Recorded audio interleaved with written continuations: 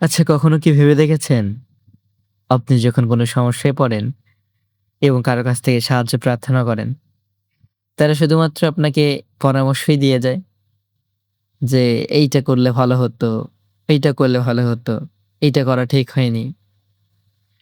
Maybe আপনি আপনার জীবনের সাথে এটাকে রিলেট করতে পারবেন। কারণ আমাদের জীবনে এইটাই চলে আসছে। তো আমরা যখন আমাদের সমস্যাটা কাউকে বলি, তখন তারা মূলত আমাদেরকে শুধুমাত্র পরামর্শই দিয়ে যায়। কিভাবে সেই সমস্যাটাকে সলভ করব, ওভারকাম করব সেটা আমাদেরকে সেভাবে বলা হয় না।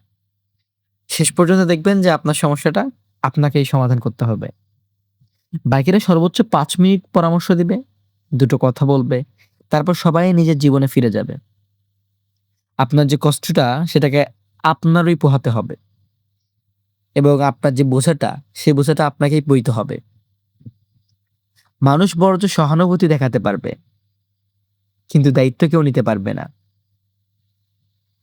তারা সবাই কথা শুনবে, মাথা নেড়ে যাবে। তারপর একদিন দেখবেন যে সেসব কথা ভুলেও যাবে। কিন্তু রাতের যে ঘুমহীনতা, দুশ্চিন্তা, সিদ্ধান্তের ভার সবাই আপনার একারই থাকবে। আপনি এগুলোর সময় কাউকেই পাশে পাবেন না। আরেকটা কথা মনে রাখবেন, সহানুভূতি সাময়িক সময়ের জন্য, দায়িত্বটা স্থায়ী। তাই নিজের উপর ভরসা রাখতে শিখুন। কারণ আপনার জীবনে সবচেয়ে স্থায়ী সাপোর্ট সিস্টেমটাই হলো আপনি নিজেই। তো আপনি যদি আপনার উপরে ভরসা রাখতে না পারেন, তাহলে আপনি পৃথিবীতে কোনো কিছুকেই ওভারকাম করতে পারবেন না।